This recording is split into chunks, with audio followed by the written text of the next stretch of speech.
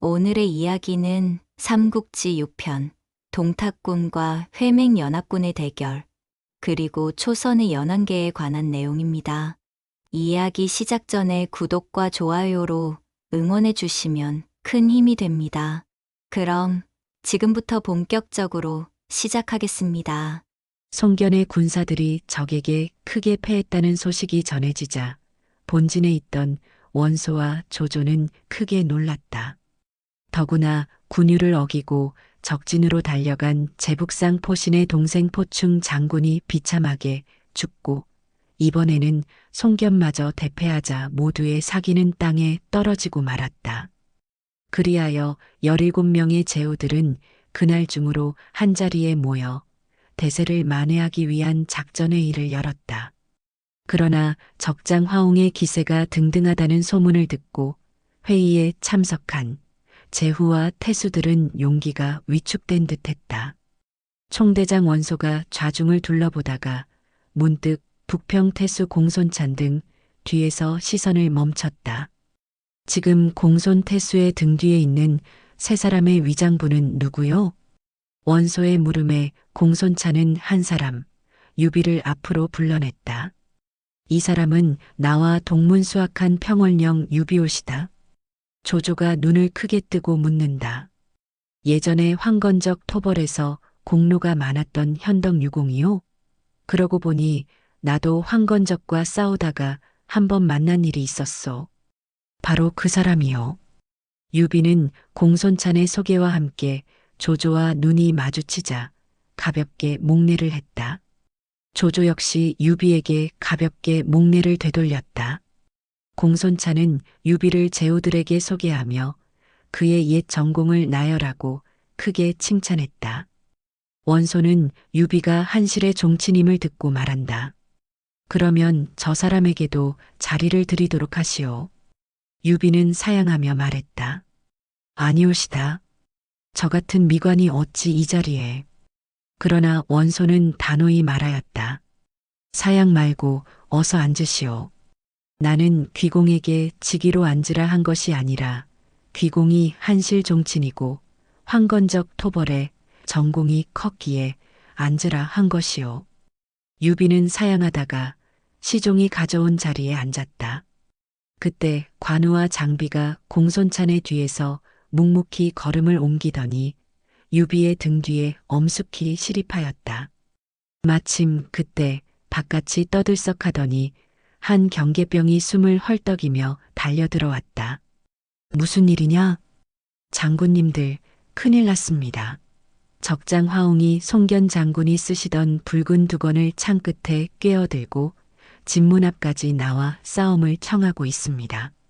원소가 좌중을 둘러보며 물었다. 누가 나가서 싸울 사람이 있소?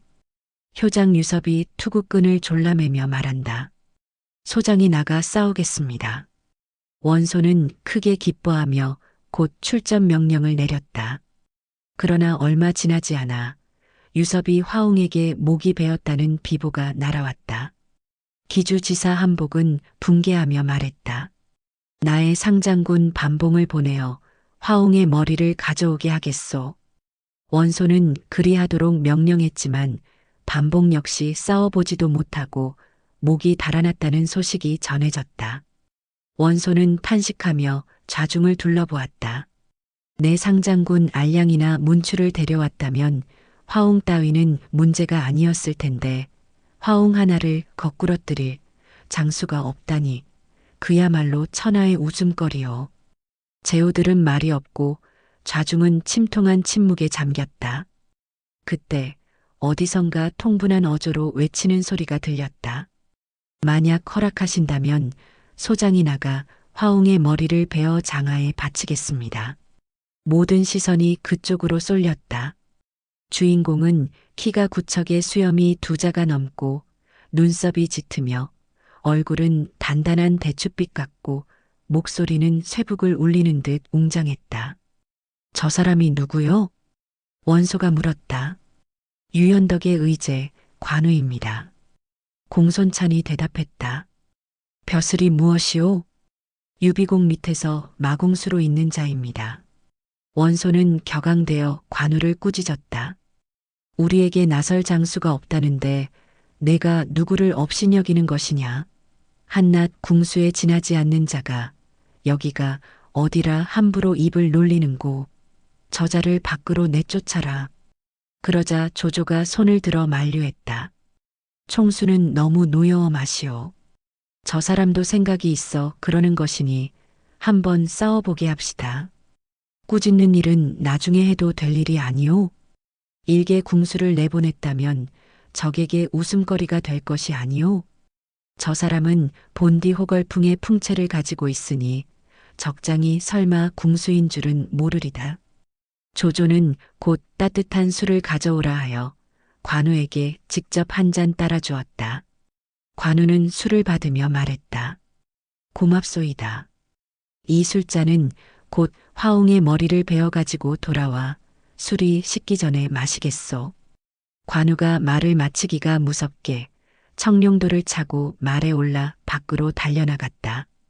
잠시 후 성 밖에서는 북소리와 함성소리가 요란하게 울렸다. 제후들이 깜짝 놀라 사람을 보내 영문을 알아보니 관우가 화웅의 머리를 들고 나타난 것이었다. 과연 저것이 화웅의 머리냐? 제후들이 눈을 크게 뜨며 의심하자 몇 사람이 알아보고 소리쳤다. 오, 화웅의 머리가 분명하오. 세상에 틀림없는 화웅의 머리요. 제후들은 일제히 환호성을 울렸다. 관우는 조조 앞으로 걸어가 아까 받은 술잔을 들며 말했다. 술이 아직 따뜻합니다. 주신 술 잘 마시겠습니다. 그리고 그 자리에서 술을 마셨다. 조조가 한 잔 더 따르려 하자 관우가 사양했다. 아니오시다. 오늘의 명예를 혼자서 받을 수는 없습니다. 유비의 등 뒤에 있던 장비가 큰 소리로 외쳤다. 아직 승리에 도취하기엔 이루오. 관우 형님이 화웅의 머리를 베었으니 다음에는 내가 동탁을 생포해 만장하신 제후님들 앞에 바치리다. 장비는 18자나 되는 사모를 움켜잡고 유비의 등 뒤에 서 있었다. 원소의 아우, 원술은 장비의 큰 소리를 못마땅해 하며 일갈했다.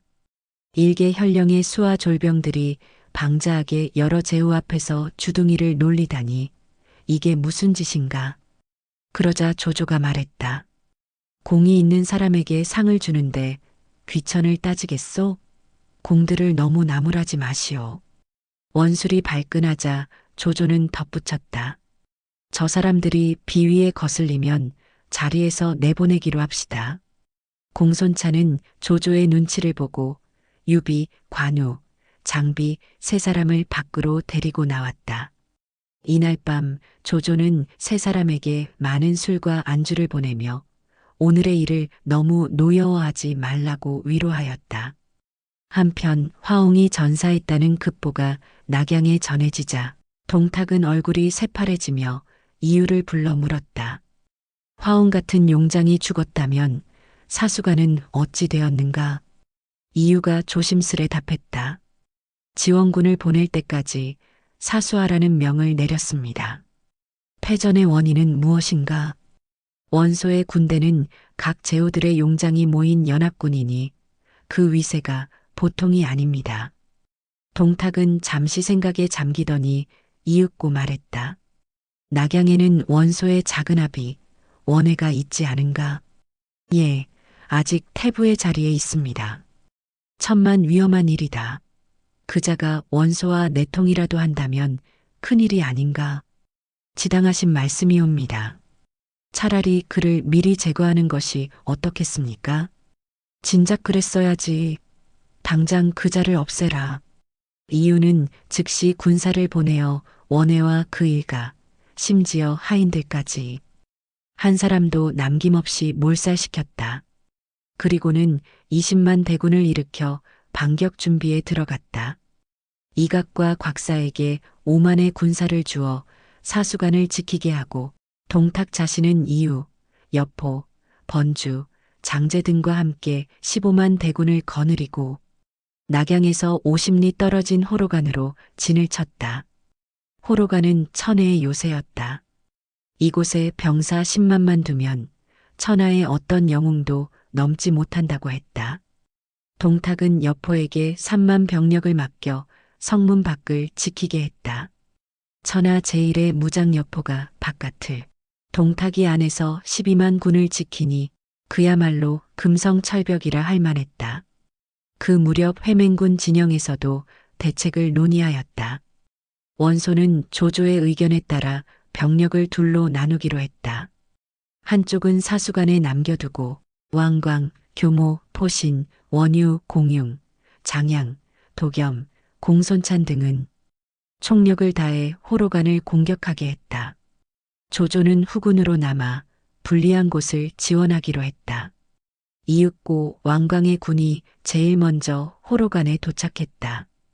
여포는 성루 위에서 그들을 바라보다가 철기 3천을 거느리고 돌격해왔다. 그의 모습은 눈이 부셨다. 붉은 비단의 점포 위에 보석 갑옷, 등에는 호피로 만든 화살통, 손에는 방천하극을 쥐고 적토마를 탄 그 모습은 그야말로 인간이 아닌 신장의 풍모였다. 저자가 여포다. 잡아라. 왕광이 부하 방열과 함께 달려들었다.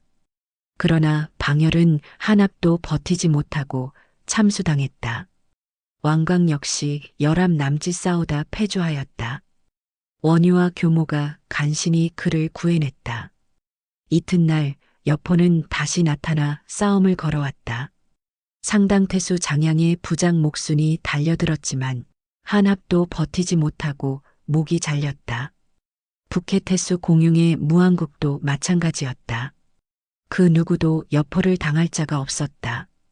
그의 이름만 들어도 모두 겁에 질려 창을 들지 못했다. 제후들이 다시 모여 대책을 논의했다. 조조가 말했다. 여포 같은 용장은 100년에 한 번 날까 말까 한 인물입니다.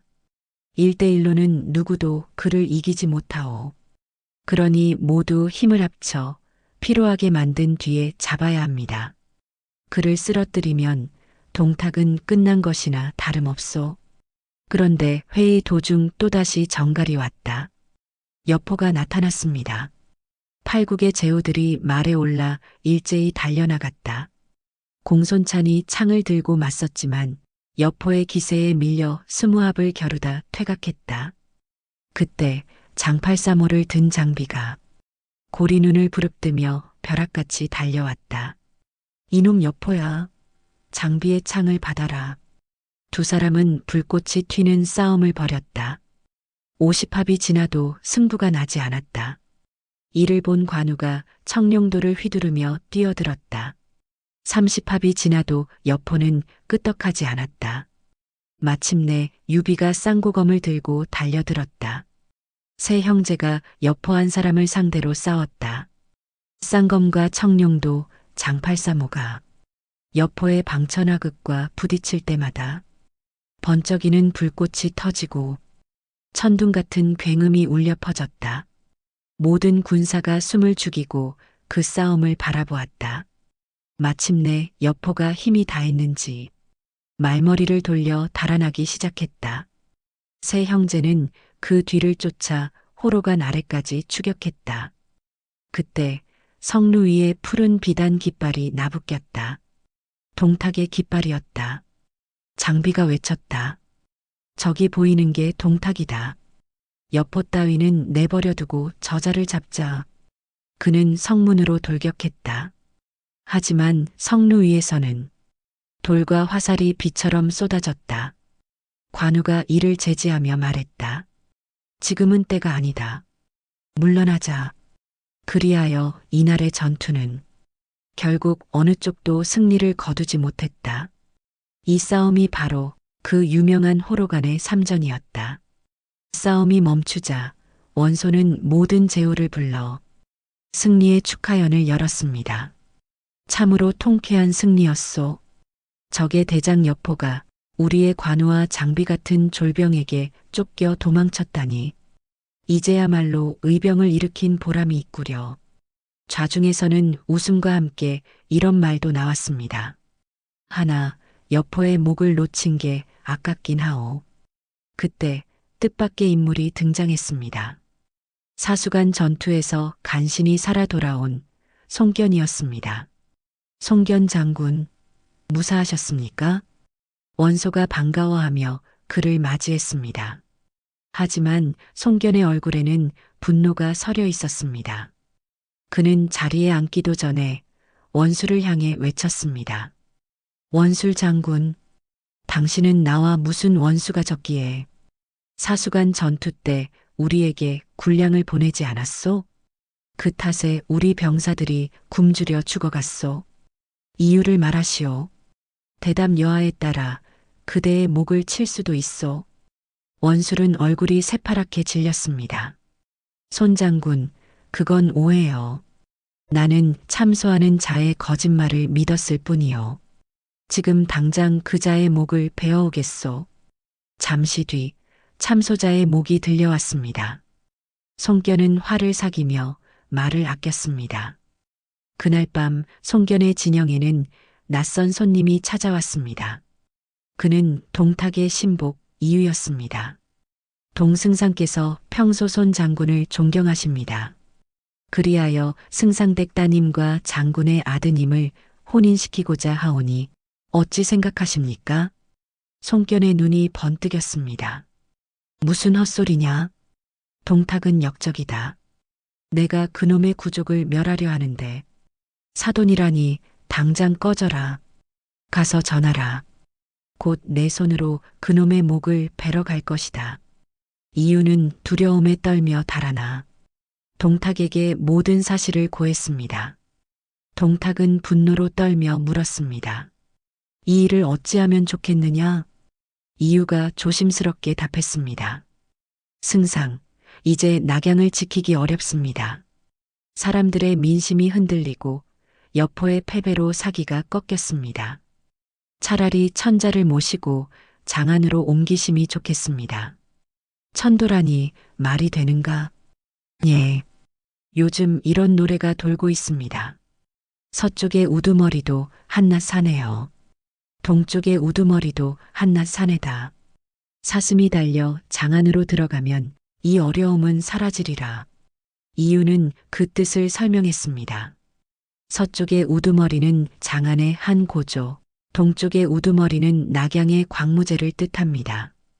그러니 승상께서 장안으로 가신다면 오래도록 영화로우실 것입니다. 동탁의 눈이 번쩍이며 말했습니다. 좋다. 회굴령을 내려라. 낙양을 떠나 장안으로 가겠다. 조정은 발칵 뒤집혔습니다. 사도 양표가 나서서 간언했습니다. 승상, 새 황제가 즉위한 지 얼마 되지 않았습니다. 이때 종묘를 버리고 천도하신다면 민심이 동요할 것입니다. 동탁은 노기를 띠며 소리쳤습니다. 내가 감히 국가 대계를 막는단 말이냐? 태위 황환이 일어나 맞섰습니다. 양사도의 말이 옳습니다. 낙양을 버리면 백성들이 흩어지고 나라가 흔들릴 것입니다. 닥쳐라. 국가의 일에 민심 따위가 무슨 상관이냐? 이번에는 사도 순상이 단호히 나섰습니다. 백성이 없고서야 어찌 국가라 할 수 있겠습니까? 동탁은 분노를 참지 못했습니다. 모두들 입 닥쳐라. 저 새놈의 벼슬을 당장 빼앗아라. 분노에 휩싸인 그는 수레에 올라타며 고함쳤습니다. 회군하라. 낙양을 버리고 장안으로 간다. 이렇게 천년고도 낙양은 불타고 새로운 어둠이 장안으로 옮겨가려 하고 있었습니다. 무슨 일이냐? 승상께서 장안으로 천도하신다 하여 그 일이 옳지 않음을 아뢰러 왔습니다. 동탁의 눈빛이 번뜩였다. 무엇이라? 내가 너희 말을 듣고 원소를 살려두었다가 이 지경이 된 것을 모르느냐? 이놈, 내 놈을 더는 용서할 수 없다. 동탁은 호위병의 칼을 빼앗아 들더니 그 자리에서 주비의 몸통을 세로로 내리그었다. 피가 바닥을 적시며 조정하는 순식간에 숨이 멎은 듯 고요해졌다. 이튿날 드디어 천도령이 내려졌다. 이유. 예, 승상. 떠날 준비는 다 되었느냐? 지금 관아마다 분주히 준비 중이옵니다. 비용은 넉넉한가? 부족하옵니다. 허나 부자놈들을 군대로 징발하고 그들의 재물을 모두 거두어들이면 충당할 수 있을 것이옵니다. 동탁은 비열한 웃음을 지었다. 좋다. 그대 생각대로 하라. 이리하여 부유한 자들이 강제로 군에 끌려가고 그들의 재산은 모조리 빼앗겼다. 남은 가족들은 장안으로 강제 이주당했다. 병사들은 아이와 부녀자를 짐승 다루듯 몰아세우며 행군을 재촉했다. 울음소리와 절규가 뒤섞인 길 위로 먼지와 피냄새가 섞여 흘렀다. 그날 동탁도 마침내 낙양을 떠났다. 그가 떠남과 동시에 모든 궁전과 관아에 불길이 일었다. 활활 타오르는 불길 속에서 천년도움 낙양이 잿더미로 변해갔다. 그것은 장차 그를 추격할 회맹연합군을 막기 위한 초토화의 불길이었다. 그러나 동탁의 죄악은 거기서 멈추지 않았다. 그는 여포에게 명령했다. 선왕들의 무덤을 파헤쳐라. 그 속의 보물을 모두 꺼내오라. 수십 대의 수레가 황금과 보물로 가득 차 동탁의 뒤를 따랐다. 그의 탐욕과 폭정은 마침내 하늘조차 등을 돌릴 정도로 깊어졌으니 그날 낙양의 불빛은 역사의 가장 어두운 밤을 밝히는 불꽃이 되었다.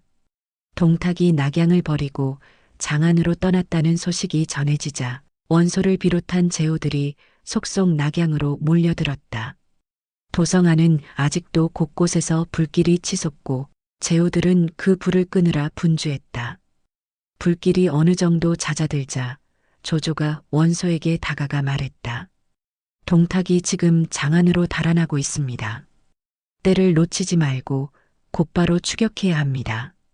원소는 피곤에 젖은 얼굴로 고개를 저었다. 군마가 모두 지쳤소. 이틀 사흘은 쉬었다가 추격하는 것이 좋겠소. 조조는 입술을 깨물며 제후들을 둘러보았다. 지금이야말로 민심이 돌아설 때요. 동탁은 도성을 불태워 천하의 원성을 샀소. 이 기회를 놓치면 다시는 잡지 못할 것이오. 그러나 제후들은 하나같이 고개를 저었다. 경솔한 추격은 삼가야 하오. 궁지에 몰린 쥐는 쫓지 않는다 하지 않았소? 조조는 속으로 피식 웃었다. 쫄장부들. 이런 자들과는 큰일을 도모할 수 없겠구나. 그는 단호히 결심했다. 좋다. 그대들은 남아있으시오. 나는 내 군사 10,000명을 이끌고 직접 동탁을 추격하겠소. 하우돈, 하우연, 조인, 조홍, 이전, 악진 등 조조의 수하 장수들이 그를 따랐다. 밤을 도와 행군이 시작되었다. 그 무렵 동탁은 형양 부근의 협곡을 빠져나와 점심을 먹고 있었다. 그때 급보가 전해졌다. 승상, 조조가 우리를 추격 중입니다. 동탁은 깜짝 놀라 자리에서 일어섰고 시녀들은 울음을 터뜨리며 몸을 떨었다. 그때 이유가 앞으로 나섰다. 승상, 걱정 마십시오. 이곳은 산세가 험하여 복병을 두기 알맞습니다. 이곳에서 조조를 맞으면 그들을 단번에 전멸시킬 수 있을 것입니다. 동탁은 주위를 둘러보더니 만족스레 고개를 끄덕였다. 좋다. 형양태수 서영에게 명하라. 이 절벽과 협곡 곳곳에 복병을 두라. 여포는 후방을 지키라. 잠시 후 조조의 군대가 협곡에 들어섰다. 그는 복병이 있는 줄도 모르고 적의 후미를 향해 돌진했다. 그 순간 절벽 위에서 바위와 통나무가 굴러 떨어지고 화살이 빗발치듯 쏟아졌다. 조조의 앞에는 여포가 버티고 있었다. 조조가 외쳤다. 이 역적놈아, 천자를 겁박해 어디로 가느냐? 여포가 노호했다. 배은망덕한 도둑놈, 헛소리를 짓거리지 마라. 조조가 칼을 높이 들었다. 누가 저놈을 잡아라. 하우돈이 창을 쥐고 말을 몰아 달려갔다. 그러자 산등성이에서 함성이 울렸다. 이각의 군사들이 매복에서 뛰쳐나온 것이다.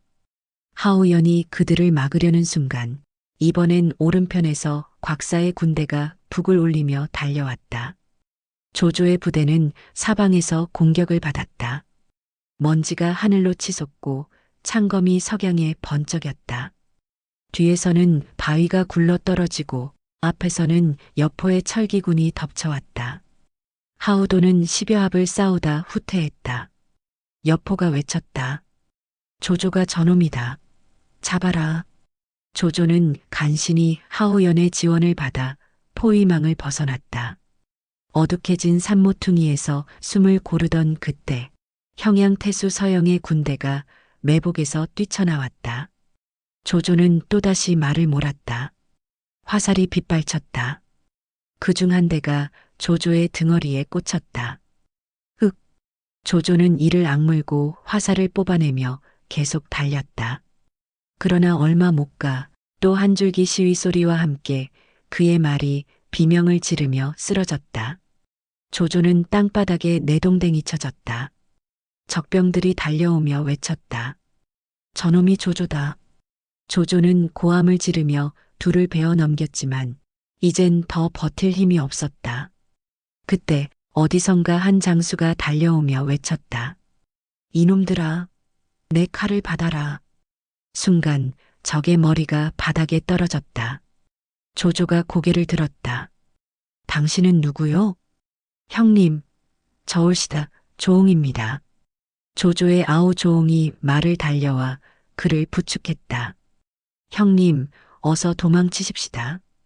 여기서 지체하면 끝장입니다. 조조는 이를 악물고 피투성이 몸을 일으켰다. 그리고 또다시 말 위에 올라 어둠 속으로 달려나갔다. 아, 나는 이제 죽은 목숨이다. 내가 무슨 힘으로 도망을 가겠느냐? 형님, 무슨 말씀이십니까? 약한 생각 마시고 어서 피하셔야 합니다. 아니야. 나는 못 가겠어. 나를 내버려 두고 너나 빨리 도망가거라. 조조의 말에는 절망이 깃들어 있었다. 그의 몸은 이미 온통 피투성이었다. 작은 상처야 셀 수조차 없고 큰 상처만 해도 4-4군데나 되는 참혹한 상태였다. 피를 너무 많이 흘린 탓에 이제는 몸을 일으킬 힘조차 남아있지 않았다. 조옹은 등을 내밀며 외쳤다. 형님, 그만한 상처로 약한 소리를 하시다니요. 제가 업고 가겠습니다. 이 조옹이는 죽어도 좋지만 형님 같은 분은 반드시 살아나셔야 합니다. 적병이 오기 전에 어서 이 자리를 떠나십시다. 그 말이 끝나기가 무섭게 조옹은 조조를 업고 산기슭을 향해 달려내려갔다. 등 뒤로는 피가 흘러내렸고 발밑에서는 돌이 굴러 떨어졌다.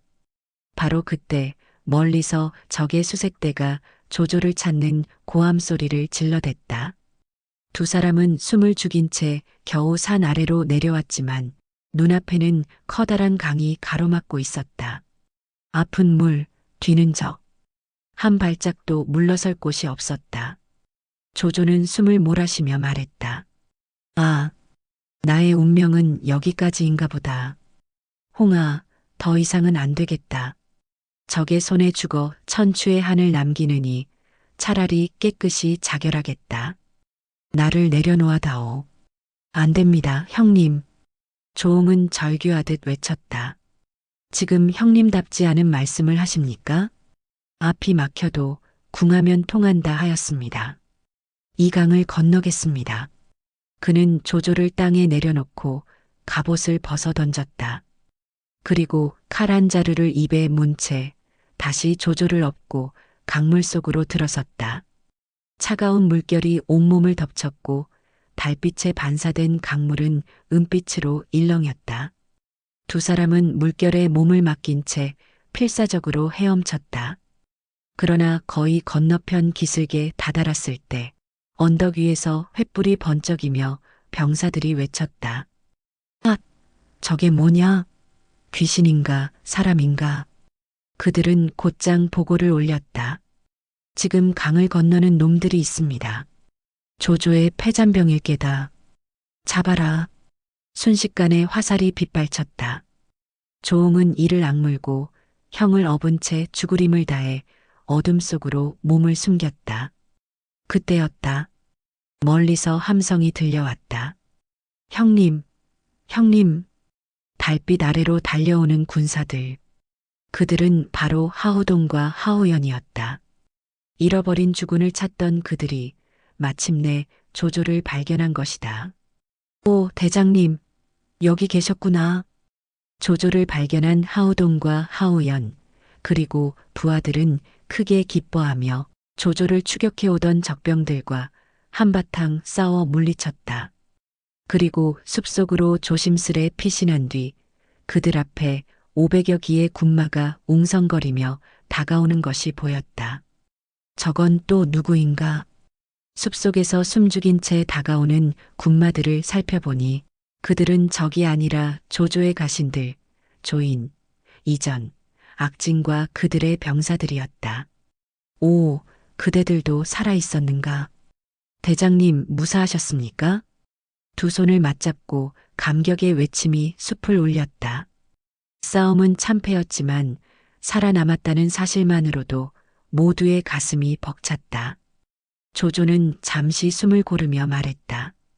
오늘 새벽 적에게 궁지에 몰려 자결을 하려 했었소. 큰 잘못을 저지를 뻔했구려. 한 부대의 우두머리 되는 사람은 죽음을 가볍게 생각해서는 안 되는 법이요. 비록 싸움에는 졌지만 이번 일로 많은 것을 깨달았소. 만약 새벽에 자결을 했다면 여러 장수들을 다시 만날 수 없었을 것이요. 대장께서 자결을 하시려 하셨다니 그게 웬 말씀입니까? 그래서 내가 잘못 생각했음을 알게 되었소.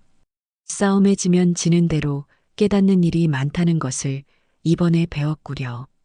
돌아보니 1만여 명을 거느리고 떠났던 군대는 이제 고작 500여 명뿐이었다. 그러나 조조는 재기의 희망을 결코 잃지 않았다. 일단 한 해로 돌아가 재기를 노리도록 합시다. 하우동과 조인 그리고 다른 부장들도 고개를 끄덕였다. 물론입니다. 언젠가는 반드시 서륙의 날이 있을 것입니다. 500여 명의 패잔병들은 새벽 공기를 가르며 처량한 행군을 시작했다. 나뭇잎을 스치는 바람소리조차 그들의 신세를 구슬프게 만들었다. 양가 출신으로 고생을 모르고 자란 조조도 이번만큼은 세상이 뜻대로 되지 않는다는 사실을 절실히 깨달았다. 예언자가 말했듯 나는 난세의 간웅이 될 것이요. 그렇다면 간웅답게 백난을 무릅쓰고 끝까지 싸워보자. 조조는 새벽 하늘의 별을 올려다보며 묵묵히 걸으면서 속으로 다짐을 곱씹었다. 원소를 비롯한 제후들은 잿더미가 된 낙양성 안에서 진을 치고 동탁을 공격할 기회를 다시 엿보고 있었다. 장사 태수, 송견은 궁중에 불을 끈 뒤 건장전 자리에 장막을 치고 종묘 자리에는 조그만 정각을 지어 한나라 선왕들의 위패를 모시도록 하였다. 제후들과 함께 종묘에 제사를 지낸 뒤 날은 이미 저물었다. 송견은 잿더미가 된 궁전을 천천히 둘러보며 쓸쓸한 감회에 젖었다. 불과 며칠 전만 하더라도 호화로웠던 궁전이 이제는 폐허가 되어 있었다. 영화롭던 한 시절의 종말을 보는 듯 송견의 입에서는 탄식이 저절로 흘러나왔다. 아, 낙양은 한순간에 잿더미가 되고 백성들은 뿔뿔이 흩어져 도탄에 빠졌구나. 장차 이 나라를 어찌해야 한단 말인가. 그때 한 군사가 남쪽을 가리키며 외쳤다. 장군님, 저 우물 속에서 이상한 광채가 나오고 있습니다. 저게 무엇일까요? 송견이 군사와 함께 우물로 가서 들여다보니 우물 속에서는 오색 광채가 이상하게 번쩍거리고 있었다. 저게 무엇일까? 횃불을 밝혀 조사해보라. 군사들이 횃불을 들고 우물을 살펴보니 궁녀의 시체가 하나 떠 있었고 목에 걸린 비단 주머니에서 광채가 나오고 있었다. 병사가 우물 속에서 꺼낸 주머니를 풀어보니 주홍빛 상자 안에서 천자의 옥새가 나왔다. 옥새에는 이렇게 새겨져 있었다. 수명우천, 기수영창. 송견은 정보에게 물었다. 정보, 이 글은 무슨 뜻이오? 정보는 옥새를 자세히 살펴보며 설명했다. 이 옥새는 400여 년 전 진시황 때 만들어진 것으로 이사가 전문 8글자를 새겼습니다. 진시황 28년 그는 동정호를 건너다 심한 풍랑을 만나 옥새를 물에 던졌더니 풍랑이 잦아들어 무사히 호수를 건넜다는 이야기가 전해옵니다. 이후 누구든지 이 옥새를 손에 넣는 사람은 반드시 나라를 얻게 되었습니다. 세상에서는 이를 전국 옥새라 부릅니다. 오늘 밤 주공께서 이 옥새를 손에 넣으신 것은 큰 경사입니다. 곧 강동으로 회군하여 큰 일을 도모하시는 것이 좋겠습니다. 송견은 놀라움과 야심이 뒤섞인 마음으로 부하들에게 경고했다. 오늘 밤 이 일에 대해선 누구든지 입을 열지 말라. 이튿날 송견은 군사를 거느리고 강동으로 돌아가려 원소에게 작별 인사를 고했다. 본인은 건강이 좋지 못해 당분간 본국으로 돌아가 쉴 생각이요. 원소는 그 말을 듣고 크게 웃었다. 하하, 손 장군이 몸이 불편하다고요? 아니, 솔직히 말하자면 어제 옥새를 얻었기 때문이 아니오. 송견은 속으로 놀라면서도 태연하게 대답했다. 옥새라니요? 무슨 말씀입니까? 원소는 노기를 띠며 꾸짖었다. 손장군, 건장전 우물 속에서 옥새를 얻었거늘 그것을 맹주인 나에게 가져올 일이지 감쪽같이 숨기고 돌아가려 한다니 무슨 짓이오? 송견은 부하들의 얼굴을 바라보며 칼을 뽑아들 기세를 보였다. 그때 원소의 부하 알량, 문추 등이 다가와 송견의 칼집을 붙잡았다. 송견의 편에서도 정보, 황계, 한당 등 맹장들이 싸울 태세를 갖추었다. 제후들은 깜짝 놀라 조심스레 말했다. 송견 장군이 이렇게 결백을 주장하는 것을 보면 옥새 문제는 사실이 아닌 듯하오. 원소는 노기가 누그러지고 물었다. 그럼 옥새를 갖지 않았다는 것을 무엇으로 증명하려는가? 송견은 단호하게 말했다. 나는 한나라의 신하입니다. 어찌 옥새를 가지고 나라의 모반을 꾀하리오. 천지신명께 맹세컨대 그런 일은 결단코 없소. 원소는 그 말을 듣고 병사들에게 경계를 풀라고 명했다. 그러나 소식을 들은 제후들은 놀랐다. 송견은 이미 간밤에 군사를 거느리고 낙양을 떠나 강동으로 회군해버린 것이었다. 원소는 속으로 말했다. 그놈이 아무래도 의심스럽구나. 형주자사 유표에게 사람을 보내 도중에서 송견을 체포하도록 하라. 이날 낙양을 버리고 장안으로 도망치는 동탁을 쫓다. 형양 싸움에서 크게 패한 조조가 초췌한 모습으로 돌아왔다. 원소는 조조를 위로하고자 잔치를 베풀었지만 조조는 자리에서 놓여온 어조로 말했다. 우리가 대의를 살리기 위해 회맹연합을 결성하고 한데 모였소. 그러나 알고 보니 제후들의 마음속에는 제각기 다른 배포가 들어있군요. 이래 가지고는 아무 일도 되지 않을 것이오. 나는 당분간 고향으로 돌아가 몸을 쉴 생각이요. 송견도 떠나고 조조마저 떠나겠다고 하자. 동탁 제거를 위해 모였던 회맹연합은 점차 와해되고 있었다. 제후들은 총대장 원소의 지휘력 무능에 환멸을 느끼며 비애 속에 있었다. 다음 날 조조는 군사를 거느리고 양주로 떠났다. 공손찬도 내심 느낀 바가 있어 유비를 불러 말했다. 우리가 여기서 이러고 있어도 아무 소득이 없을 것 같소? 유장군도 일단 평원으로 돌아가시는 것이 어떻겠소? 유비는 순순히 대답했다. 네, 분부대로 하겠습니다.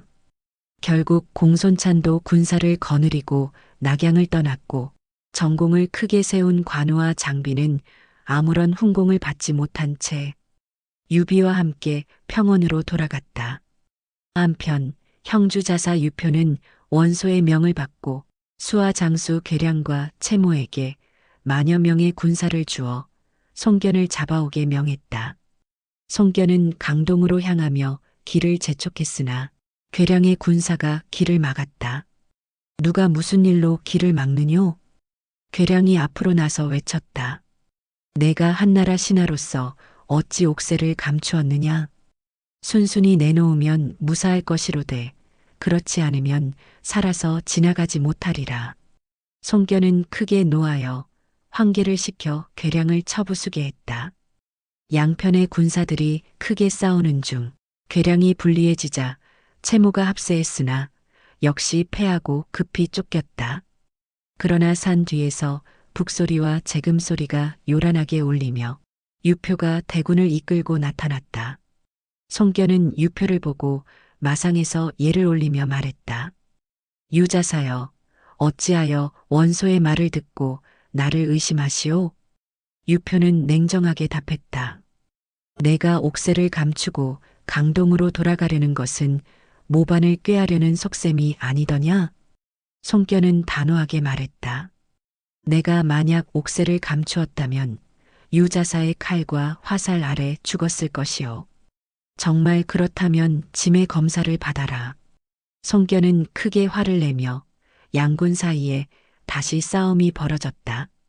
그러나 송견의 군사들은 먼 길을 이동하며 지쳐 있었고 유표의 군사들은 강군이었기에 송견은 크게 패했다. 정보, 황계, 한당 등 세 장수와 함께 간신히 목숨을 보존하며 초라한 행색으로 강동으로 돌아갔다.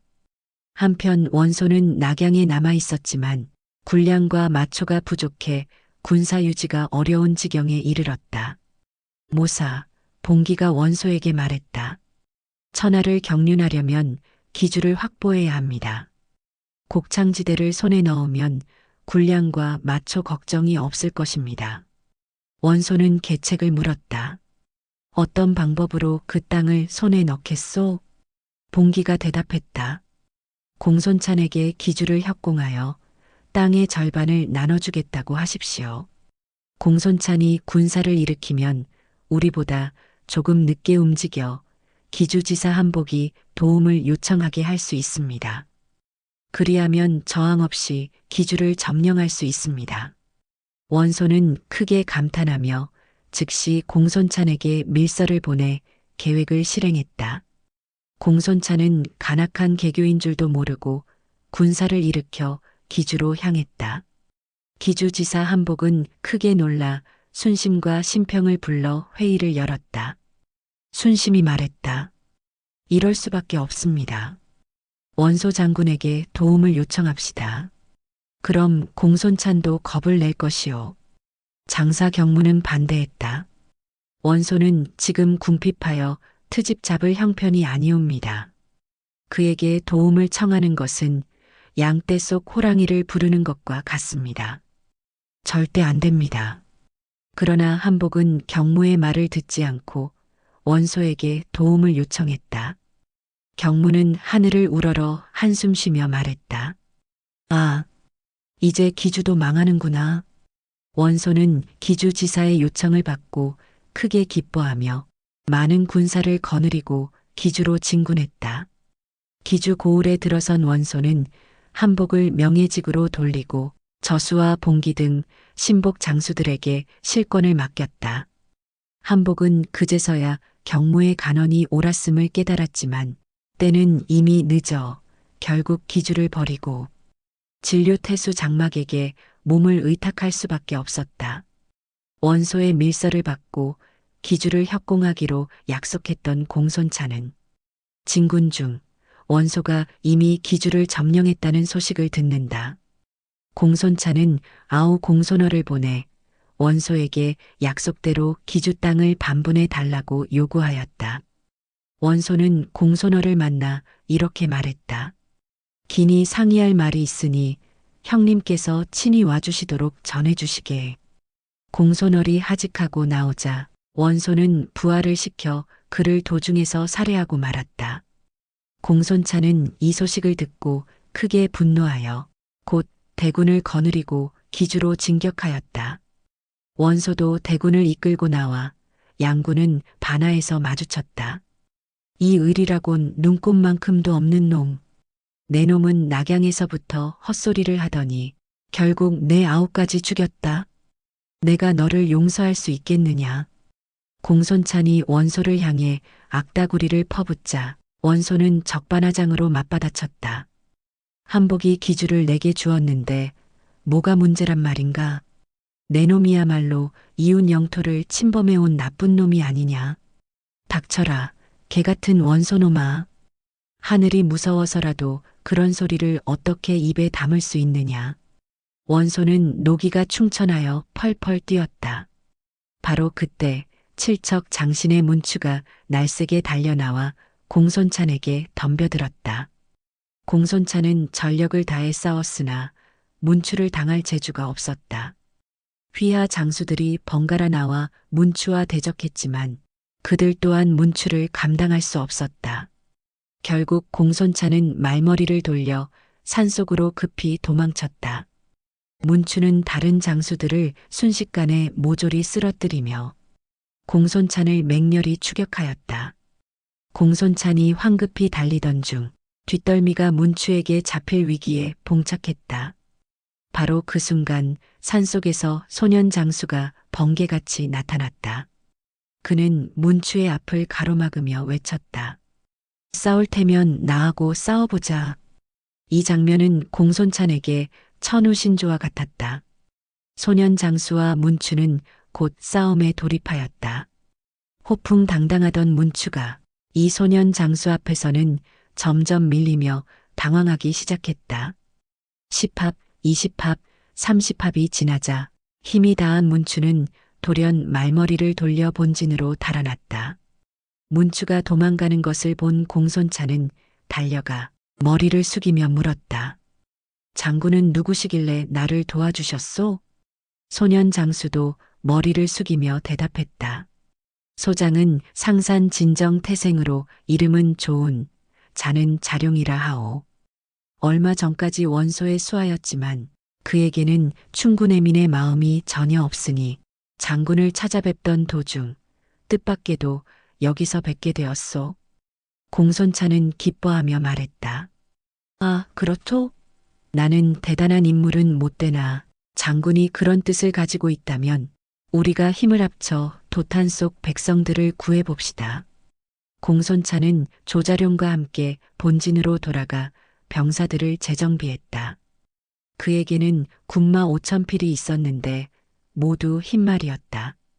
북방 오랑캐를 물리칠 때 백마 기병대를 선두로 싸워 크게 이겼기에 그는 백마장군이라 불렸고 오랑캐들은 백마만 보면 도망쳤다. 며칠 후 원소와 공손찬은 반하를 사이에 두고 다시 대치하였다.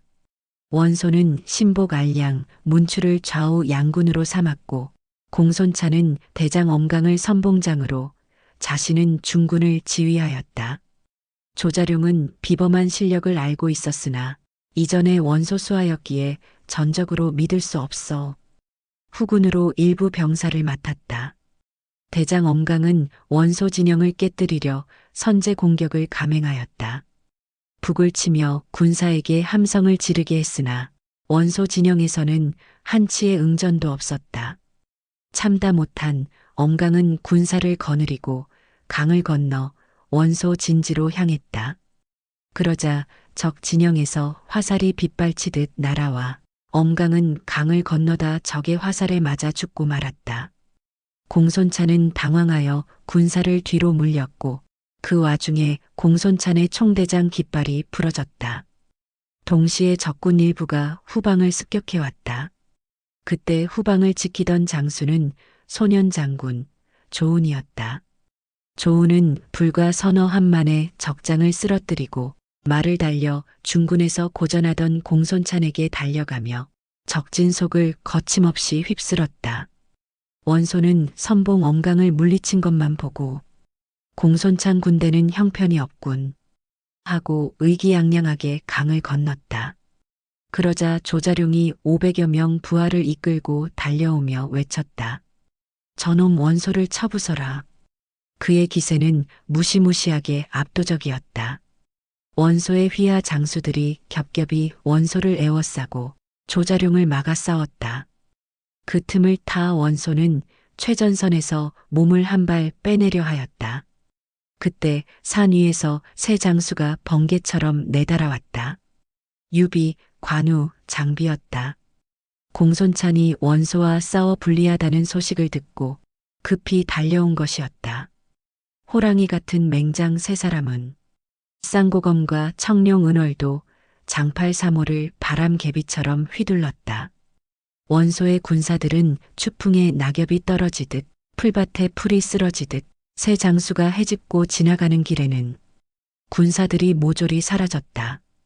원소도 전세가 급격히 불리함을 깨닫고 여러 장수들의 도움을 받으며 급히 퇴각하였다. 싸움이 끝난 뒤 공손찬은 유비 삼형제와 한자리에 앉았다. 오늘 내가 목숨을 건진 것은 귀공들 삼형제 덕분이요. 또 수일 전 내 목숨을 구해준 장수가 한 사람 더 있으니 그를 귀공들에게 소개하리다. 공손찬은 곧 조자룡을 불러 유비, 관우, 장비에게 소개하였다. 유비는 조자룡을 보고 그의 비범한 인품에 내심 경탄하였다. 조자룡 역시 유비의 온화하고 위엄 있는 덕성을 진심으로 존경하였다. 원소는 이날 싸움에 크게 패한 뒤 다시는 공손찬에게 싸움을 걸지 않았다. 공손찬 역시 새로운 장수 조자룡과 함께 전력을 양성하느라 당분간 원소와 싸울 생각이 없었다. 싸움이 시작된 지 벌써 한 달 가까이 되었고 사상자 수는 헤아릴 수 없을 정도였다. 양군의 기력은 모두 쇠진하여 결국 일단 휴전 상태에 들어갔다. 도읍을 낙양에서 장안으로 옮긴 동탁은 시간이 흐르면서 장안을 점점 나라의 도읍 형태로 만들고 있었다. 그리고 동탁 자신은 천자와 다름없는 권세를 누리고 있었다. 어느 날 기주에서 원소와 공손찬이 크게 싸우고 있다는 소식이 전해지자 모사, 이유가 동탁에게 아뢰었다. 기주에서는 지금 원소와 공손찬이 크게 싸우고 있사옵니다. 이 기회를 이용해 각하의 위력을 보여보시는 것이 어떠하옵니까? 무슨 방법으로 말인가? 원소와 공손찬은 모두 뛰어난 영웅들입니다. 그러니 천자의 조칙을 보내 두 사람을 화해시키십시오. 지금 쌍방이 모두 전쟁에 지쳐 있으니 화해를 붙이면 모두 각하의 휘하로 돌아올 수 있을 것입니다. 좋은 생각이야. 동탁은 이유의 말대로 태부마일제와 조기를 천자의 칙사로 각각 원소와 공손찬에게 보내 화해를 권하였다. 원소와 공손찬은 서로 곤란한 처지였는데 천자의 이름으로 화해의 칙사가 도착하자 내심 반기며 이에 응하였다. 그리하여 유비 삼형제가 평원으로 돌아가게 되자 조자룡이 유비를 찾아왔다. 유 장군님, 저는 공손찬 장군을 영웅으로 알고 찾아왔으나 이제 알고 보니 그는 원소와 다름없는 인물입니다. 이제 큰일을 하실 분은 장군님밖에 없사오니 저를 평원으로 데리고 가주실 수 없겠습니까? 유비는 깊은 생각 끝에 답하였다. 나를 그처럼 크게 생각해 주시니 고맙소. 그러나 때가 오면 우리가 다시 만날 기회가 있을 테니 그때까지는 공손태수를 도와주시오. 네, 알겠습니다. 그때 다시 만나도록 하지요. 이리하여 유비와 조자룡은 아쉬운 작별을 나누었다. 유비가 평원에 돌아올 때에는 장안 황제로부터 이번 전공이 크게 인정되어 처음으로 평원 태수의 벼슬을 받게 되었다. 한편 남양 태수 원술은 야심이 있는 인물이었다. 형 원소가 기주를 손에 넣었다는 소식을 듣고 사람을 보내 말 1000필만 보내달라고 청하였다. 그러나 원소는 형에게 손을 벌리는 원술의 청을 단번에 거절하였다. 원술은 크게 섭섭해하며 이번에는 형주자사 유표에게 곡식 2만 섬을 꿔달라고 청했으나 유표도 거절하였다. 경제적 곤란을 느낀 원술은 안갚음을 결심하고 강동의 송견에게 밀서를 보냈다. 전일 장군이 귀국할 때 유표를 시켜 옥새를 빼앗게 한 것은 원소입니다. 원소는 기주를 빼앗고 나서 유표와 연합하여 강동을 치려 합니다. 그러니 장군은 은밀히 병사를 일으켜 유표를 치고 형주 땅을 취하시오. 그때 제가 기주를 치겠습니다. 송견은 전일 옥새 문제로 유표에게 원한이 남아 있었기에 밀서를 받자마자 정보, 황계, 한당, 조무 등 4명의 신복 장수들을 불러 모았다. 원술에게서 이런 밀서가 도착했소. 그대들은 어떻게 생각하오? 4사람은 번갈아 밀서를 돌려본 뒤 정보가 말했다. 원술은 심중이 음흉한 사람이라 밀서 내용을 그대로 믿기는 어렵습니다. 그러자 송견이 고개를 흔들며 답하였다. 나는 이 밀서를 계기로 지난날의 원한을 갚으려는 것이오. 원술 따위를 믿고 군사를 일으키려는 것은 아니오. 지난날 낙양에서 강동으로 돌아오는 길에 유표에게 당한 수모를 잊었단 말이오. 내 장수는 더 이상 할 말이 없었다. 송견은 양자강 연변의 장사 태수였기에 곧 전선의 많은 군사와 병기, 양초를 싣고 전쟁 준비를 갖추도록 명령하였다. 송견이 전쟁 준비를 하고 있다는 소식이 형주에 전해지자 유표는 크게 놀라 참모들을 불러 물었다. 이 일을 어찌해야 좋겠소? 대장 괴량이 답하였다. 크게 걱정할 일은 아닙니다. 황조 장군에게 강하에서 군사를 매복시켜 송견의 진출을 감시하게 하십시오. 주공께서는 형주와 양양을 뒤에서 지키시면 강동의 호랑이라 불리는 송견이라도 힘을 쓰지 못할 것입니다. 유표는 그 말을 옳게 여기고 강동에서 형주로 이르는 강어기에 목책을 세우고 군사 배치를 서두르게 명령하였다. 송견에게는 이번 출전에 앞서 다소 가정적인 파란이 있었다. 송견에게는 3명의 젊은 부인이 있었는데 본처 오씨에게는 장자 손책을 비롯해 송권, 손익, 송광 등 4아들이 있었고 둘째 부인의 몸에서는 솔랑과 딸 손인이, 셋째 부인 유씨에게서는 손소가 태어났다. 장자인 손책은 겨우 17살, 둘째는 9살, 그 아래로는 줄줄이 어린 아이들이었다. 송견이 유표를 치러 떠나려 하자 아우 손정이 간언하였다. 천하가 크게 어지러운 판국에 형님은 어찌 조그만 원한으로 군사를 일으키려 하시오? 만약 형님의 신변에 불상사가 생기면 어린 조카들은 어찌하겠습니까? 제발 아이들을 생각해서라도 출전을 단념해 주십시오. 그러나 송견은 전국 옥새를 손에 넣은 순간부터 천하를 제패할 기회가 본인에게 있다고 생각하였다. 너는 모르면 잠자코 있으라. 내가 천하를 잡으려 하는데 원수가 있으면 그놈부터 없애는 것이 순서 아니겠느냐? 그러자 맏아들 손책이 앞으로 나서 말했다. 아버님께서 가신다면 제가 모시고 가겠습니다. 송견은 웃으며 답하였다. 내가 따라오고 싶다면 그러려무나. 장차 아비의 제국을 물려받으려면 이런 전투에서 경험을 쌓는 것도 중요한 것이다. 이리하여 송견은 아들을 데리고 진군을 시작하였다. 새벽을 기하여 군선 500여 척의 많은 군사를 싣고 양자강으로 나아간 것이다. 유표의 선봉장 황조는 강목을 지키며 송견의 배를 알아보고 일제히 화살을 쏘아댔다. 그러나 송견은 명령을 내렸다. 모든 병사는 화살을 피하여 배 안에 숨고 배를 뒤로 돌렸다가 앞으로 나가기를 반복하라. 송견의 군사는 적의 화살을 피해 안전하게 움직이며 전진과 후퇴를 반복해 적의 화살을 수십만 개나 소모시키고 마침내 화살을 회수한 뒤 총공격을 명령하였다. 황조의 군사는 화살이 떨어지고 송견의 역습에 혼비백산하며 강변에서 물러났다. 송견은 정보, 황계, 한당, 조무와 함께 육지로 올라가 군사를 휘몰아쳤다. 황조는 번성을 버리고 등성으로 도망쳤다. 다음 날 황조는 장호와 진생, 두 장수를 대동하고 맹렬한 반격을 개시하였다. 이 쥐새끼 같은 송견아, 어찌 한실 종친 유표 장군의 땅을 침범하느냐. 송견은 크게 노하며 한당과 함께 군사를 맞섰다. 한당과 장호가 맞붙은 사이 멀리서 손책이 화살을 쏘아 장호를 거꾸러뜨렸다. 장호는 겁을 먹고 도망치려 했으나 한당이 번개같이 달려들어 장호의 목을 베었다.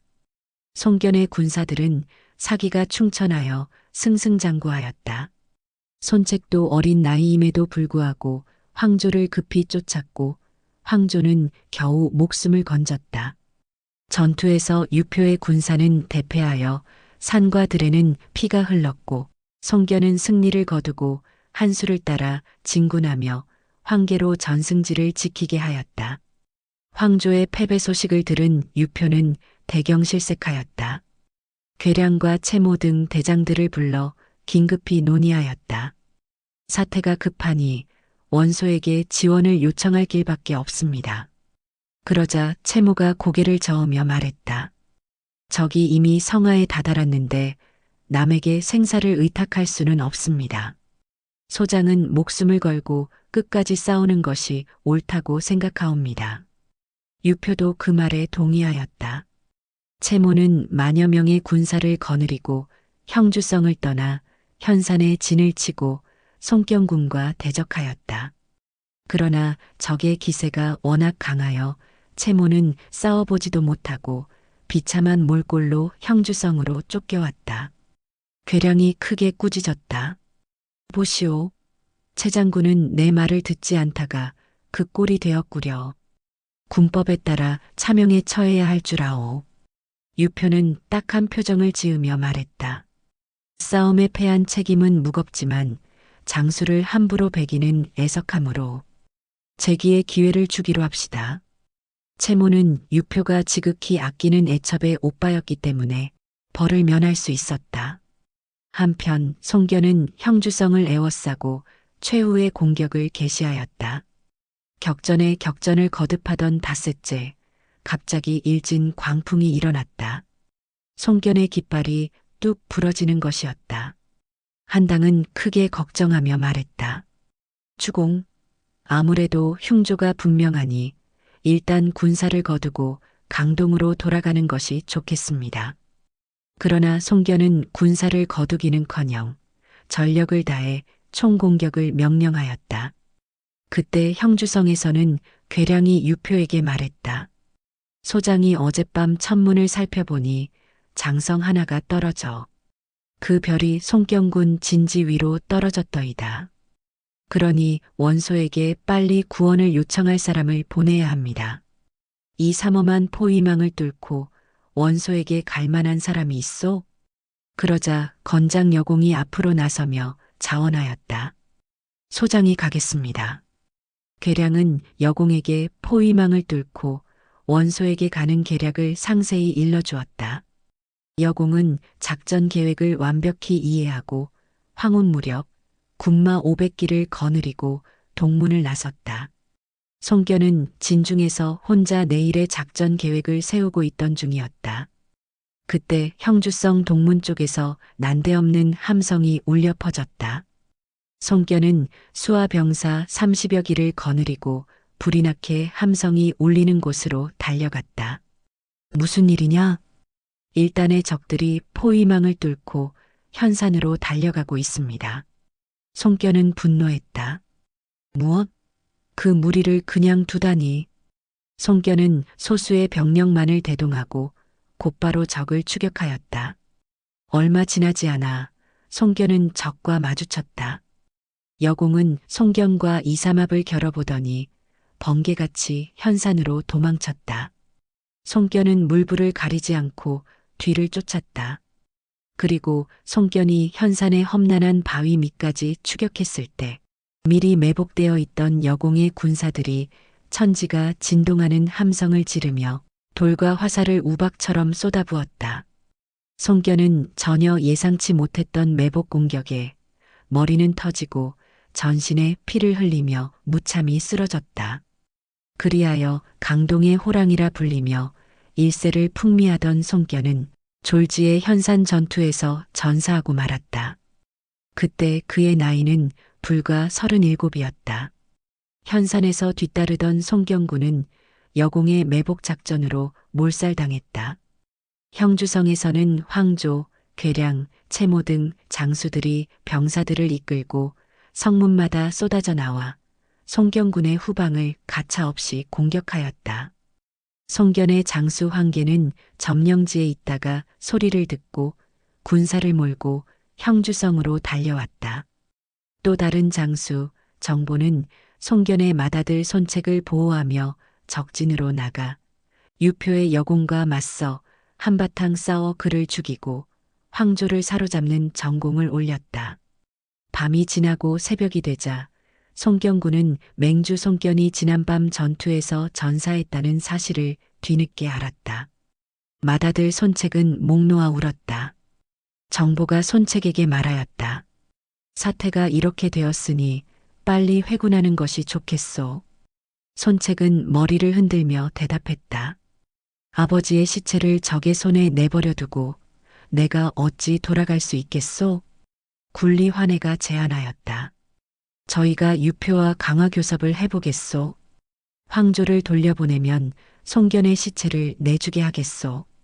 환해는 사명을 띠고 형주성으로 들어가 유표에게 뜻을 전하였다. 유표는 대번의 강화에 응했다. 대장 괴량은 우려하며 말했다. 주공, 강동군은 이미 지리멸렬하였소. 황조를 돌려보내고 강화하면 일시는 무사할지 몰라도 머지않아 원수를 갚으러 덤벼들 것이오. 차제의 강동군을 완전히 쳐야 합니다. 그러나 유표는 고개를 저으며 결심하였다. 황조는 나의 오랜 충신이오. 그를 죽게 내버려 두면 나는 면목이 없소. 아무래도 강화가 필요하겠소. 손책은 황조를 돌려주고 아버지 송견의 사체를 받아 장사를 성대히 치렀다. 그때 손책의 나이는 겨우 17살이었지만 아버지의 위협을 이어받아 제국의 힘을 기르며 심중의 타산을 익히고 있었다. 한편 장안에 있던 동탁은 송견이 전사했다는 소식을 듣고 크게 기뻐하며 말했다. 송견의 아들이 몇 살이냐? 17살입니다. 아직 젖비린내 나는 어린애구나. 동탁은 더욱 교만해졌다. 스스로 상부라 부르며 병권을 좌장군 동민에게 맡기고 조카 동왕을 시중으로 앉혀 정권을 장악했다. 그는 장안에서 백열이 떨어진 경치 좋은 미호에 성을 지어 황실보다 호화롭게 꾸미고 3만의 군사와 20년치 식량을 준비했다. 후궁으로는 15세에서 20세 사이에 미녀 800명을 들였고 천하의 보물들을 쌓아놓았다. 그러던 어느 날 여포가 황망히 달려와 동탁에게 속삭였다. 지금 당장 잡아 없애십시오. 동탁은 고개를 끄덕이며 술을 마시기 시작했다. 시종이 장혼의 잘린 머리를 소반에 올려 동탁에게 보이자 좌중은 몸서리를 쳤다. 동탁은 껄껄 웃으며 말했다. 걱정 마시오. 장혼이 원소와 내통하려 했다는 정보가 있어서 내 아들이 처리한 것이오. 백관들은 고개를 숙였지만 이는 동탁 일가의 중상 모략임을 의심하지 않았다. 그날 밤 사도 왕유는 마음이 괴로워 달빛 아래를 거닐다가 가까운 늪과 모란정에서 흐느껴 우는 소리를 들었다. 가까이 다가가 보니 어려서부터 길러온 초선이 울고 있었다. 왕윤이 물었다. 내가 밤중에 왜 울고 있느냐? 초선이 답했다. 대인이 나라 일로 근심에 쌓여 있는 것을 보고 저도 눈물이 나옵니다.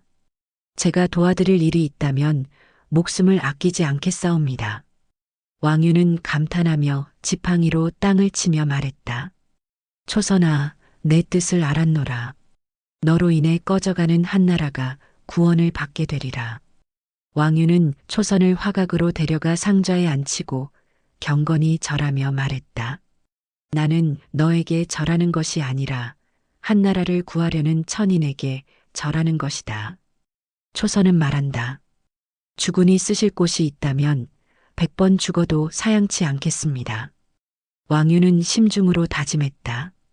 이 나라를 바로잡고 백성을 구할 사람은 오로지 너뿐이구나. 동탁을 죽이려면 먼저 여포를 없애야 하리라. 그러나 여포는 천하의 장사이니 힘으로는 당할 자가 없구나. 초선이 물었다. 그러면 어떤 방법을 쓰면 좋겠사옵니까?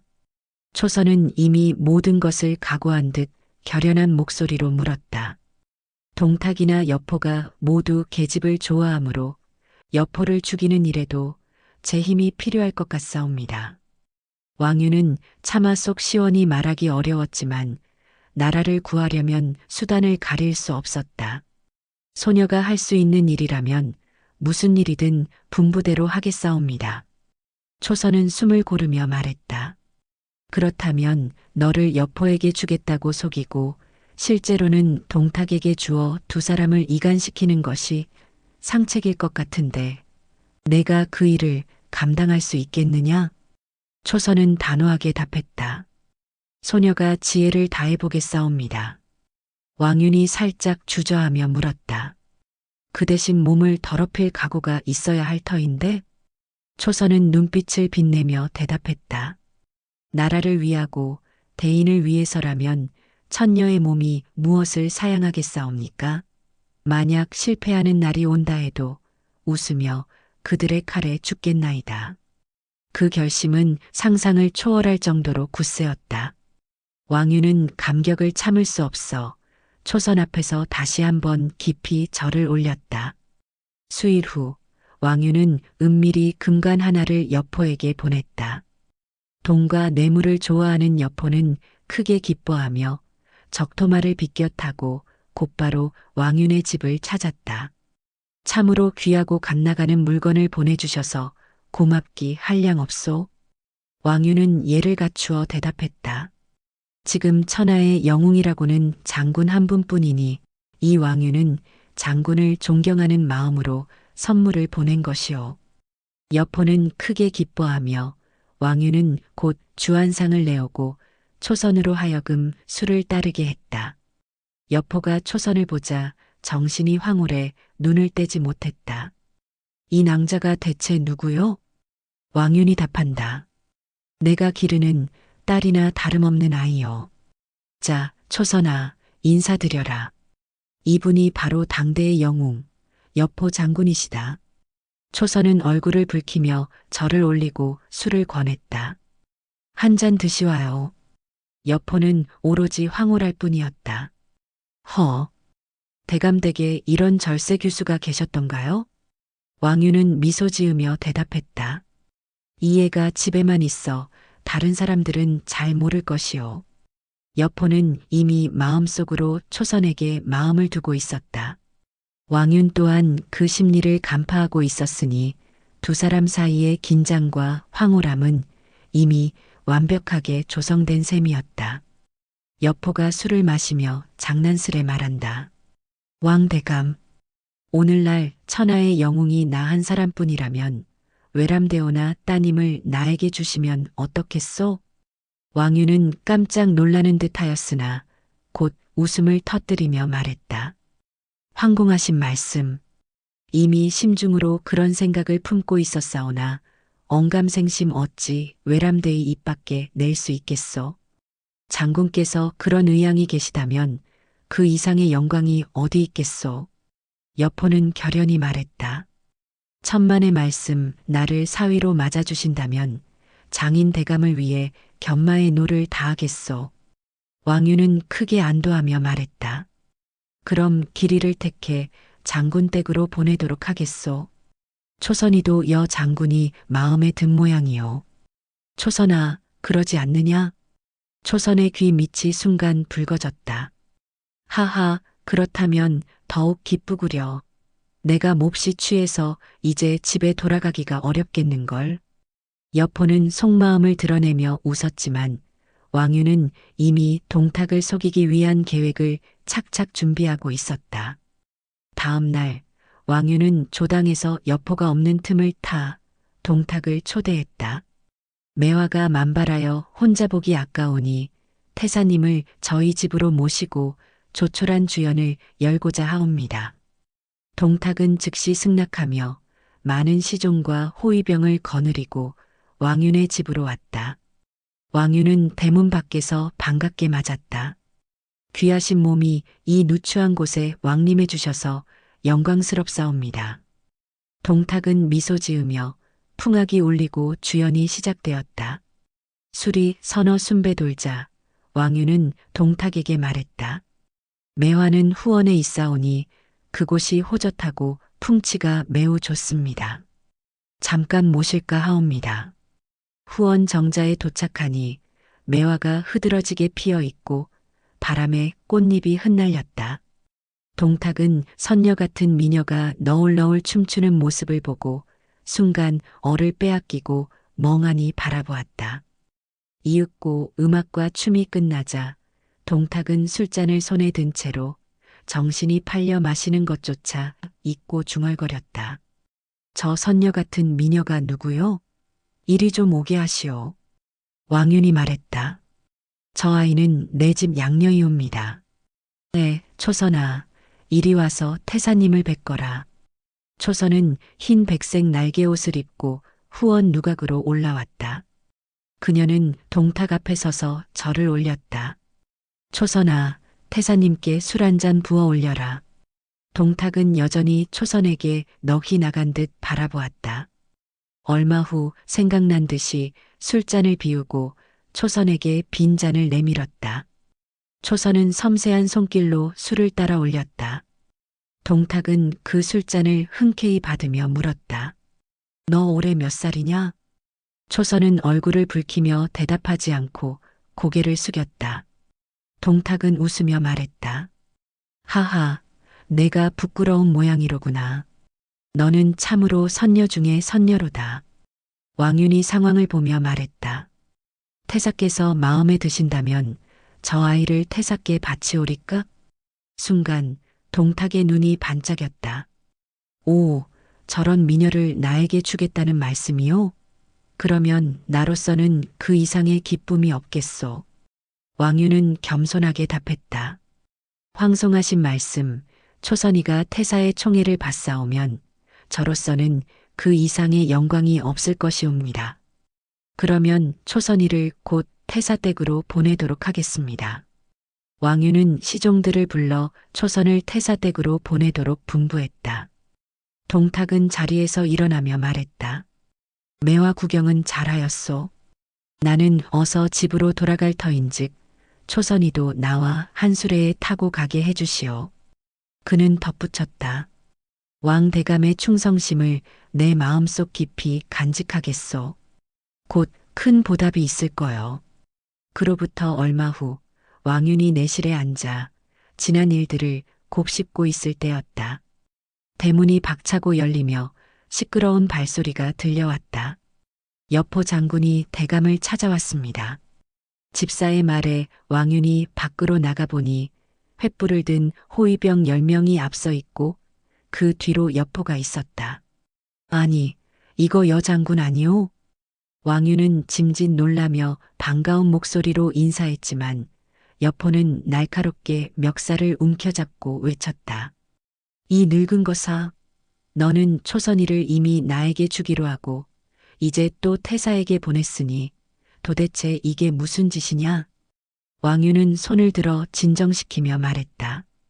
이렇게 밖에서 말씀드릴 수 없으니 안으로 들어가서 이야기를 나누시지요. 왕유는 여포를 후당으로 안내하며 한숨을 내쉬었다. 장군은 나를 오해하시는 것 같습니다. 결코 그런 뜻이 아니오. 자세히 말씀드리겠습니다. 어제 태사께서 불시에 우리 집에 오셨기에 소연을 베풀었고 술이 거나하게 취하신 태사께서 초선을 보자고 하셨습니다. 이미 여포 장군과 약속이 된 아이라고 하니 태사께서 그러면 이 애는 내 며느리나 다름없으므로 장군께 보내주시겠다고 하셨기에 부랴부랴 옷을 갈아입혀 전송했던 것이요. 여포는 그 말을 듣고 고개를 끄덕이며 왕윤 앞에 엎드렸다. 내가 사연을 잘 몰라 크게 잘못했습니다. 부디 용서하소서. 왕윤은 미소 지으며 답했다. 천만의 말씀, 그 아이가 가지고 갈 예물은 여포 장군의 집에 도착하는 대로 보내드리겠습니다. 여포는 크게 기뻐하며 호위 군사를 이끌고 돌아갔다. 하지만 그 다음 날 여포는 양부인 동탁에게 초선과 관련한 소식을 듣고 싶어 아침부터 안달했다. 그러나 한낮이 다 되도록 동탁에게서는 아무 소식도 없었다. 속이 타든 여포는 당중으로 달려 들어갔으나 동탁은 아직 모습을 드러내지 않았다. 시종에게 물었다. 태사는 여태 안 나오셨느냐? 아직 침실에서 기상하지 않으셨습니다. 여포는 눈을 크게 뜨고 시종이 다가와 낮은 목소리로 속삭였다.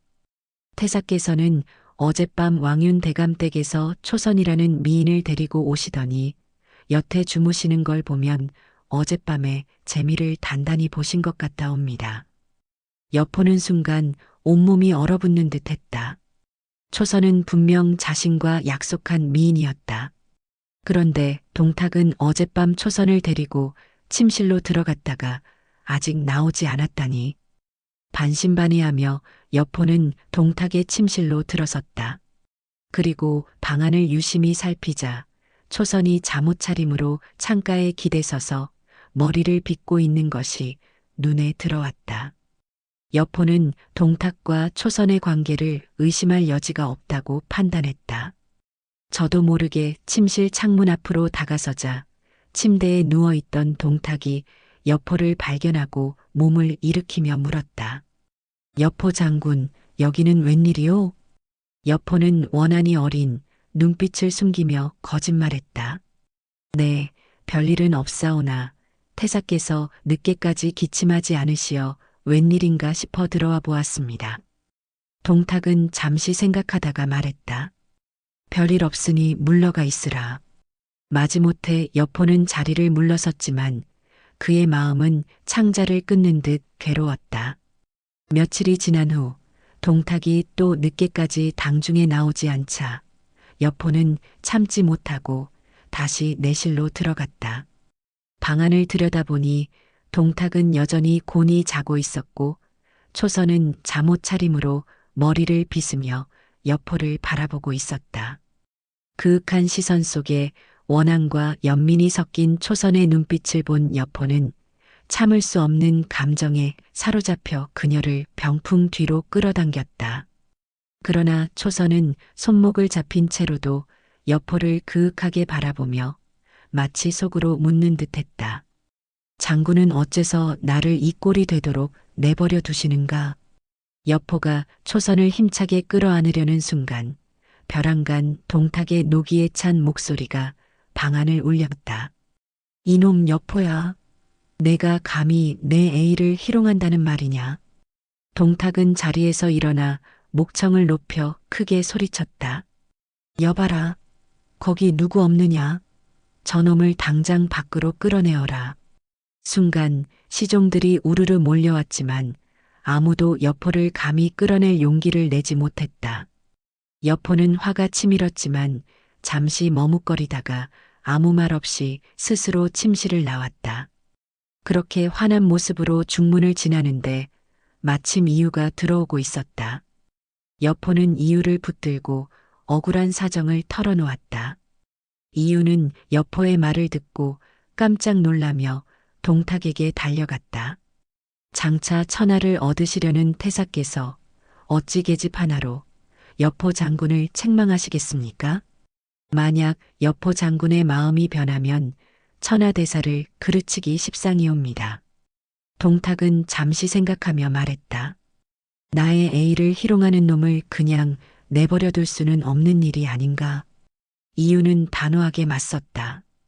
계집 하나로 명장을 잃는다면 천하대사를 그르치는 결과가 되옵니다. 동탁은 잠시 눈을 가늘게 뜨고 고민하더니 은근히 고개를 끄덕였다.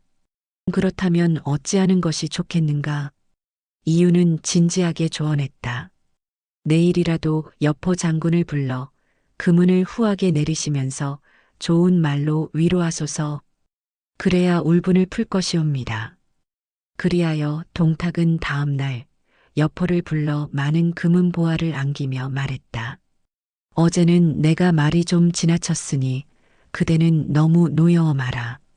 여포는 그제야 분이 조금 풀렸지만 초선을 향한 그리움에는 조금도 변함이 없었다. 며칠이 지나 궁중에서 동탁과 여러 고관들이 국사를 논의하던 자리에서 여포는 슬쩍 자리를 빠져나왔다. 비밀리에 초선을 만나고 싶었던 것이다. 초선은 여포를 보고 깜짝 놀라며 말했다. 아니, 태사께서 아시면 어쩌시려고 오셨나이까? 그녀의 눈망울은 기대와 걱정이 섞여 반짝였다. 여포는 부드럽게 속삭였다. 나는 내가 그리워서 참을 수 없었다. 초선은 단호히 답했다. 우리들이 만나는 것을 태사께서 아시면 큰일이옵니다. 장군께서는 후원에 있는 봉의정으로 먼저 가 계시옵소서. 제가 곧 가겠나이다. 여포는 봉의정으로 가서 초선을 기다렸다. 잠시 후 초선은 수려한 꽃밭을 헤치며 버들가지를 휘어잡고 하늘하늘 걸어왔다. 그 자태는 마치 선녀와 같았다. 참을 수 없었던 여포는 초선을 힘차게 끌어안았다. 초선은 여포의 품에 와락 안기며 얼굴을 파묻고 호소했다. 첩은 장군을 한 번 뵌 이후 오늘날까지 얼마나 그리워했는지 모르옵니다. 그러나 태숙께 금수와 같은 일을 당했으니 이 일을 어찌해야 할지 모르겠나이다. 첩이 오늘날까지 살아있는 것은 오직 장군님을 뵙고 억울함을 하소연하기 위함이었나이다. 다행히 오늘 이렇게 뵙게 되었으니 얼마나 기쁜지 모르겠습니다. 첩의 몸은 이미 더럽혀졌으니 이제는 장군님 앞에서 깨끗이 목숨을 끊고 일편단심을 밝히겠나이다. 초선은 말을 마치자마자 눈앞 연못으로 뛰어들려 했다. 그러자 여포는 황망히 그녀의 몸을 붙잡았다. 여포와 초선의 대화는 격정으로 가득 차 있었다. 초선이 말을 안 하기로 내가 그대의 마음을 모르리오. 너무 슬퍼 말고 나를 기다리오. 첩이 무슨 면목으로 장군 같은 영웅을 모실 수 있사오리까? 나는 그대의 마음을 모두 알고 있으니 염려 말고 조금만 기다리오. 정말 그러시다면 저를 하루속히 구해주소서. 내가 이승에서 그대를 구해주지 못한다면 무슨 면목으로 영웅이라 불리리오. 그러나 오늘은 늙은 도둑의 의심을 살 수 없으니 다시 돌아가 보겠소. 불언간 그대를 구해낼 것이니 당분간 기다리주오. 그건 안 되옵니다. 장군께서 태사를 그렇게나 무서워하신다면 무슨 방도로 첩을 구해주신다는 말씀입니까? 차라리 연못에 뛰어들게 놓아두시옵소서. 초선은 여포의 손을 뿌리치며 또다시 연못으로 뛰어들려 했다. 염려 말고 조금만 참고 있으라니까. 내 반드시 그대를 구해준다니까. 여포가 돌아서려 하자 초선은 원한이 가득한 눈으로 그를 바라보며 원망했다. 첩은 장군을 이 세상에 둘도 없는 영웅으로 믿었더니 늙은 도둑을 이처럼 무서워하시는 줄은 정녕 몰랐습니다. 그 말과 함께 초선은 눈물을 비처럼 쏟아냈다. 여포는 민망하고 무안하여 쉽게 자리를 떠나지 못했는데 뜻밖에도 동탁이 정자로 성큼 들어섰다. 그는 여포가 벼랑간 없어진 것을 의심하고 초선을 찾아온 것이었다. 동탁은 여포와 초선이 함께 있는 것을 보고 눈에서 불이 일어난 듯 소리를 질렀다. 이 죽일 놈아, 내 놈은 어째서 여기에 와 있느냐. 동탁은 고함을 지르며 정자 난간에 세워둔 화극을 들어 여포를 내리치려 하였다. 하지만 여포는 날렵하게 몸을 날려 정자를 벗어나고 동탁은 화극을 던지며 뒤를 쫓았다. 여포는 날아오는 화극을 손으로 쳐내고 쏜살같이 후원 밖으로 사라져버렸다. 그 순간 이유가 후원으로 들어와 두 사람의 모습을 보고 깜짝 놀라 달려왔다. 태사, 이게 무슨 일이옵니까? 여포란 놈이 내 A를 희롱하니 그놈을 죽여 없애야 하겠다. 태사님, 진정하시옵소서. 그것은 결코 좋지 않은 일이옵니다. 여포의 목을 자르는 것은 태사님 자신의 목숨을 버리는 것과 마찬가지이옵니다. 불의의 짓을 하는 놈을 그냥 두고 보란 말이냐? 안 됩니다. 태사께서는 지금 일시적인 감정으로 분노하시고 계시지만 저는 태사의 장래를 위해 간언을 올리는 것이옵니다. 그리하여 이유는 옛날 초나라 장왕의 이야기를 들려주었다. 장왕은 공로가 큰 무장들을 한자리에 불러 연회를 베풀었다. 연회의 흥취가 무르익을 무렵 바람이 불어 등불이 모두 꺼졌다. 총애하는 궁녀가 무장들에게 술을 따르던 중 한 장수가 어둠 속에서 장난삼아 궁녀에게 입을 맞추었다. 궁녀는 크게 놀라 장왕에게 달려가 사실을 고하고 자신이 받은 수치를 알렸다. 하지만 장왕은 노하지 않고 이렇게 말했다. 지금 나의 총의가 부질없는 부탁을 하고 있으나 오늘 밤 연회는 여러 무장을 위로하는 것이 목적이요. 취중에 일어난 장난은 누구든 할 수 있는 법. 누구인지 밝히기보다는 분위기를 깨지 않도록 모든 무장은 각끈을 끊고 연회를 즐기도록 합시다. 덕분에 범인은 누구인지 아무도 알 수 없었다. 몇 해 뒤 장왕은 진나라 군대와 싸우다 크게 패하고 죽을 위기에 처했지만 장수 장웅이 몸을 던져 장왕을 구했다. 그리하여 장왕은 살아남을 수 있었다. 동탁은 장웅의 이야기를 듣고 깊이 깨달은 듯 고개를 끄덕였다. 잘 알았네. 그러면 나도 여포를 용서하고 다시 노하지 않겠네. 그리하여 동탁은 내실로 들어와 초선을 불렀다. 너는 어찌하여 여포와 사통을 하였느냐? 초선은 울음을 터뜨리며 말했다. 여포 장군으로 말하면 태사님의 양자이옵니다. 그래서 저는 그런 줄 알고 여포 장군을 무심히 대했사옵니다. 그런데 오늘은 화극을 들고 저를 억지로 봉의정으로 끌고 가는 것이 아니겠사옵니까? 설마 태사님의 양자인 여포 장군이 그럴 줄은 몰랐습니다. 동탁은 잠시 생각하다가 말했다. 이미 사태가 이에 이르렀으니 나는 너를 여포에게 돌려줄까 하는데 내 생각은 어떠냐? 초선은 동탁의 무릎 위에 쓰러지며 목 놓아 울었다. 첩이 이미 귀인을 섬기게 되었는데 이제 종놈의 첩이 되라 하시니 그 무슨 말씀이시옵니까? 차라리 죽으면 죽었지. 그런 욕은 못 보겠습니다. 말을 마치기가 무섭게 초선은 벽에 걸린 보검을 떼어내 목을 찌르려 했다. 동탁은 놀라 초선의 손에서 검을 재빨리 빼앗았다. 초선은 방바닥에 엎드려 통곡했다. 첩이 이제야 모든 사정을 알았습니다. 이유라는 자가 여포의 부탁을 받고 태사님께 그런 진언을 한 것이 분명합니다. 이유와 여포는 태사님이 안 계실 때 언제나 소근소근 밀담을 나누었으니 이런 농간에 저를 몰아넣은 이유와 여포를 생으로 씹어먹어도 시원치 않겠습니다. 동탁은 초선을 부드럽게 다독이며 말했다. 염려 마라. 그런 말은 농담에 불과하였고 내가 너를 설마 버릴 수야 있겠느냐.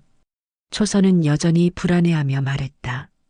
아무리 태사님이 그런 생각을 품으시더라도 제가 이렇게 있으면 여포의 손에 목숨을 빼앗길 것이 분명하옵니다. 동탁은 결연한 표정으로 말했다. 염려 마라. 내가 내일 너를 데리고 미호성으로 갈 것이니 그리로 거처를 옮겨가 내 뜻대로 되면 너를 황제의 귀비로 만들어주겠고 만약 뜻을 이루지 못한다 해도 한평생 부귀와 영화를 누리도록 해주겠다. 초선은 그제서야 눈물을 거두고 동탁의 품에 안기며 회심의 미소를 지었다. 시청해 주셔서 감사합니다. 편안한 시간 되십시오.